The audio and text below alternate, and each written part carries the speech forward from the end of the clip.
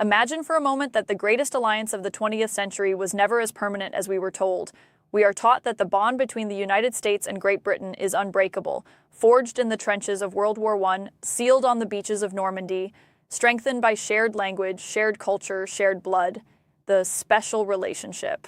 But what if, while diplomats were raising champagne glasses in London, American generals were sitting in quiet rooms in Washington drafting a plan to dismantle the British Empire? What if the United States had a fully developed, top-secret strategy not to liberate Europe, but to invade Canada? A plan that discussed seizing Halifax, occupying Montreal, launching bombing campaigns, and crushing British power in North America before it could threaten American soil. It sounds like dystopian fiction. It wasn't. It was real. It was called War Plan Red. And to understand how America reached the point of planning war against its closest cultural cousin, we have to go back to the summer of 1914, the moment the modern world shattered. The world didn't drift into World War I, it fell off a cliff. When Archduke Franz Ferdinand of Austria-Hungary was assassinated in Sarajevo in June 1914, it ignited a continent already soaked in tension. Alliances snapped into action like tripwires. Within weeks, Europe was engulfed in a war no one truly understood and no one could control. What followed was industrialized slaughter, not glorious cavalry charges, but mud, barbed wire, and trenches filled with rot and rats. Soldiers lived underground for weeks, boots never dried, shellfire never stopped, men waited for whistles that sent them running into machine gun fire, artillery pounded day and night, shattering nerves. They called it shell shock, because they didn't yet have language for psychological trauma. Then came the gas. A creeping green fog rolling across no man's land, heavier than air, sinking into trenches, burning lungs, blinding eyes, boys clawing at their throats, drowning without water.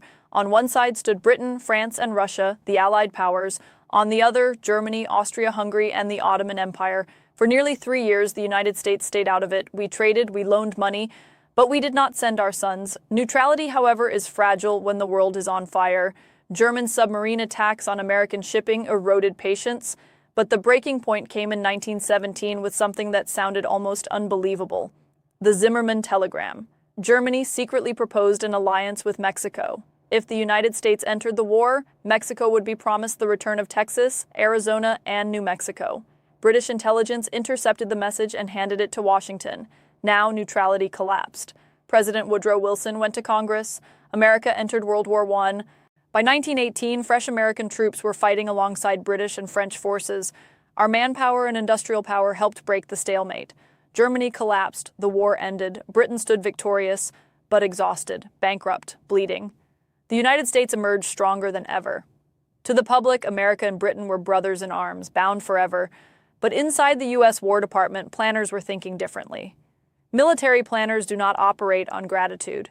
They operate on contingencies. Because Britain still controlled the largest navy in the world, it still commanded a vast empire. And between that empire and the United States sat Canada, a 3,000-mile border, lightly defended, strategically exposed. So even while diplomats toasted peace, American strategists quietly asked a different question. What if one day Britain becomes the rival? In the 1920s and 1930s, the U.S. military created color-coded war plans. Each potential enemy received a color. Japan was orange, Germany was black, France was gold, Britain was red. War Plan Red was not a paranoid fantasy. It was professional preparation. It assumed that commercial rivalry, naval competition, or imperial conflict could escalate into war. The planners saw harsh realities. The Royal Navy could blockade American trade. British bases encircled global sea lanes. And Canada, British territory, sat directly on America's doorstep. If war came, it would not begin in Europe, it would begin in North America. War Plan Red detailed troop movements, supply logistics, and strategic objectives. The U.S. would need to seize key Canadian cities quickly, especially Halifax, a major naval base, to prevent Britain from using Canada as a staging ground. The goal was simple: neutralize Canada, deny Britain a foothold, end the war before it became global, cold, calculated, devoid of sentiment. It reflected a brutal truth about international relations. Nations do not have permanent friends, they have permanent interests. Canada, meanwhile, was not naive. Canadian planners understood their vulnerability. They knew geography made them the battlefield if Britain and America ever clashed. So they drafted their own contingency, Defense Scheme Number 1. If war broke out, Canada would strike first. Limited raids into U.S. territory, Washington State, North Dakota, New York, not to conquer but to disrupt. Blow bridges, Tear up rail lines, delay mobilization, buy time for Britain. It was a desperate strategy, acknowledging that Canada could not win alone, only delay. Both sides planned quietly. Both sides understood geography does not disappear just because alliances exist. But by the mid-1930s, the world shifted again. Germany rearmed under Hitler, Japan expanded across Asia, Italy turned aggressive. The next war would not be a clean duel between English-speaking cousins, it would be global. American planning shifted to the rainbow plans and preparing for multiple simultaneous enemies. Britain stopped being a hypothetical rival, it became essential.